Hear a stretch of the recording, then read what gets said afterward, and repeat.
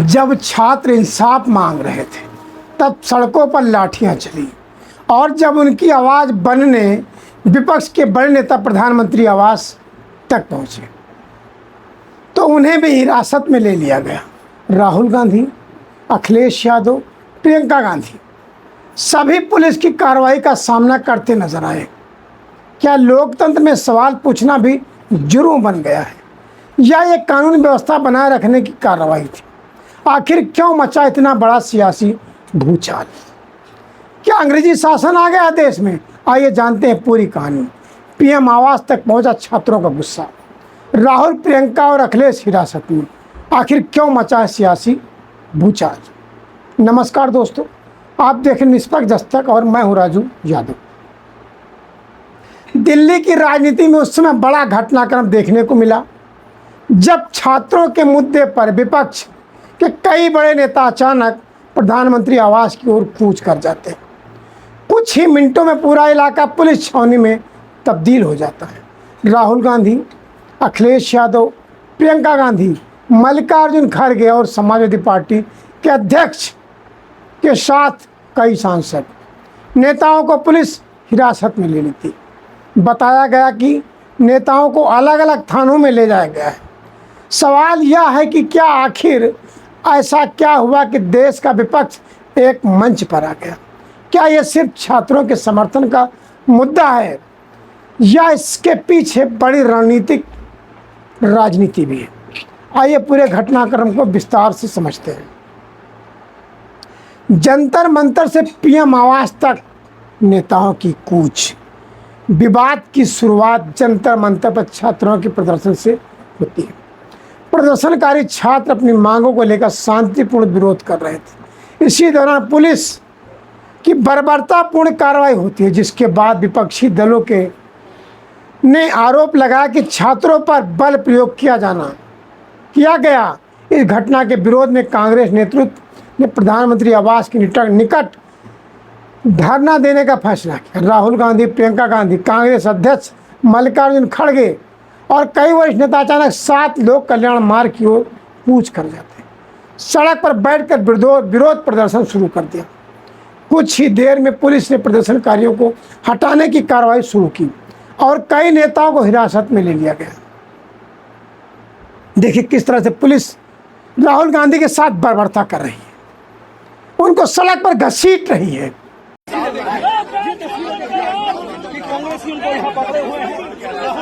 जितनी बर्बरता पूर्वक राहुल गांधी के साथ बीच सड़क पर पुलिस घसीट रही है, उनको गिरा दिया गया, उनके चोट है, उनके गाल पर, नाक के नीचे खरोच भी है। क्या लोकतंत्र की यही पहचान है कि सच बात का साथ देना अपराध बन गया है?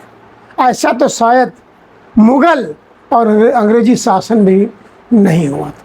वहाँ भी बात सुनी जाती थी। और लोकतंत्र में अगर ऐसी कार्रवाई होती है तो क्या ये उचित है? देखिए क्या हाल होता है राहुल गांधी का।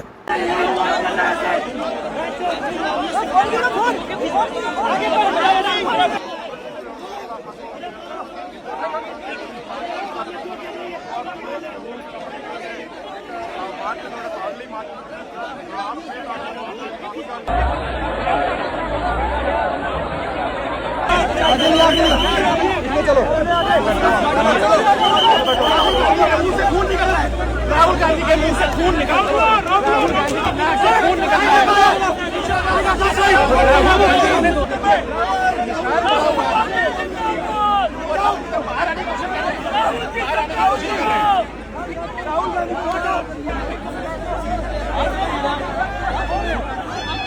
इसी बीच अखिलेश यादव भी मैदान में उतर जाते हैं।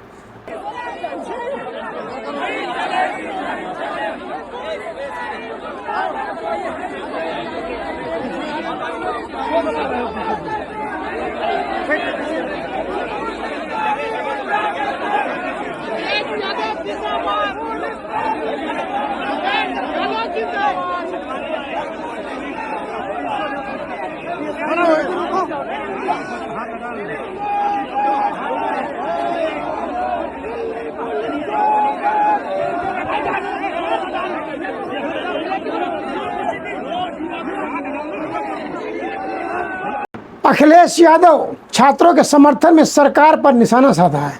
हिरासत में लिए जाने के बाद अखिलेश यादव ने कहा, प्रधानमंत्री की जिम्मेदारी है कि वह छात्रों की मांगें सुने।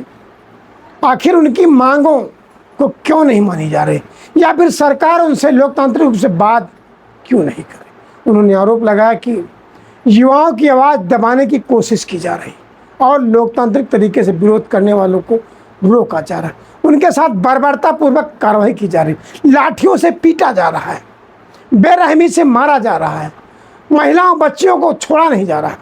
राहुल गांधी का सरकार पर बड़ा हमला होता है। राहुल गांधी ने आरोप लगाया कि छात्रों के भविष्य से जुड़े मुद्दों को गंभीरता से नहीं लिया जा रहा है। कांग्रेस नेताओं ने शिक्षा मंत्री धर्मेंद्र प्रधान के इस्तीफे की मांग उठाई और कहा कि छात्रों के साथ हुई पुलिस कार्रवाई लोकतांत्रिक मूल्यों के खिलाफ है। धरने के दौरान कई नेताओं ने हाथों में सांकेतिक हथकड़ियां पहनकर विरोध दर्ज कराया है। प्रियंका गांधी का बड़ा बयान सामने आता है। उन्हें भी हिरासत में लेकर बस में ठूस ठूस कर भरकर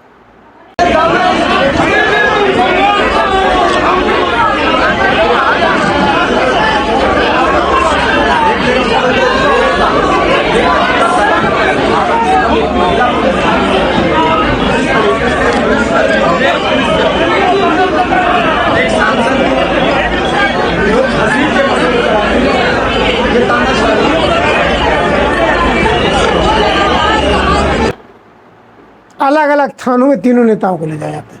प्रियंका गांधी ने कहा, विपक्ष संसद में छात्रों के मुद्दों पर चर्चा चाहता है, लेकिन उसे बोलने नहीं दिया जा रहा।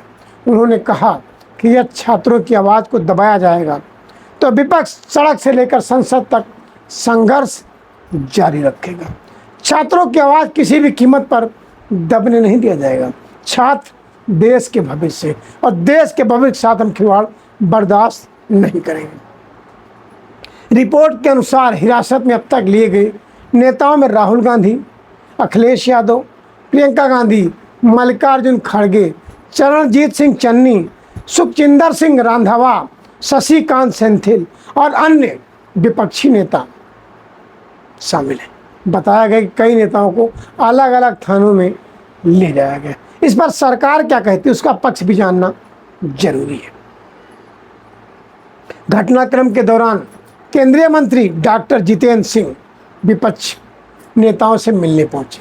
सरकार की ओर से सुरक्षा व्यवस्था और कानून व्यवस्था बनाए रखने की आवश्यकता पर जोर दिया। वहीं विपक्ष का आरोप है कि शांतिपूर्ण विरोध को रोकने के लिए पुलिस का इस्तेमाल किया जाना अलोकतांत्रिक है। छात्रों के साथ बर्बरतापूर्वक कार्रवाई अलोकतांत्रिक है। क्या यह सिर्फ छात्रों का मुद्दा है? राजनीतिक विशेषज्ञों का मानना है कि ये मामला अब केवल छात्रों तक सीमित नहीं रह गया है। ये लोकतांत्रिक विरोध, युवाओं के मुद्दे, विपक्ष की एकजुटता और केंद्र सरकार के खिलाफ राजनीतिक संदेश का भी एक हिस्सा बन चुका है। आने वाले दिनों में संसद के भीतर और बाहर इस मुद्दे पर सियासी टकराव और तेज हो जाएंगे। राजनीति होगी इस पर। आज आपने देखा दिल्ली में किस तरह से सड़कों पर राहुल गांधी के साथ, प्रियंका गांधी के साथ बर्बरतापूर्वक व्यवहार। वहीं कल छात्रों के साथ बर्बरतापूर्वक लाठीचार्ज। कई छात्र तो वैसे आए थे जिनके पिताजी विधायक भी हैं। और छात्र हित में, राष्ट्र हित में, देश के भविष्य के साथ अपने बाप को भी नहीं बख्श रहे और बता रहे हैं कि उनका पिता देश के भविष्य के साथ गद्दारी कर रहा है। आज छात्र, देश के युवा, देश के भविष्य बड़े अंधकार के दौर से गुजर रहे हैं और ये लड़ाई कब तक चलेगी इसका अंदाज़ा आप नहीं लगा सकते। छात्रों की मांग देश के भविष्य की मांग है। पर्चा लीक आम बात नहीं। अब तक लगभग 85 पर्चे लीक हो चुके। सरकार चाहती क्या है? तो क्या छात्रों की मांगों पर सरकार कोई बड़ा फैसला लेगी? क्या विपक्ष इस मुद्दे को राष्ट्रीय आंदोलन का रूप देगा? और क्या ये घटनाक्रम आने वाले राजनीति पर असर डालेगा? अपनी राय हमें कमेंट्स बॉक्स में ज़रूर बताइए। अगर आपको ये वीडियो जानकारीपूर्ण लगा हो तो इसे लाइक करें, शेयर करें और निष्पक्ष दस्तक चैनल को सब्सक्राइब करना बिल्कुल मत भूलिए और कमेंट के माध्यम से मेरा उत्साहवर्धन जरूर कीजिएगा ताकि मैं सच्ची खबर आप तक पहुंचाने में कामयाब रहूं और मेरा हौसला अफजाई होता रहे। धन्यवाद।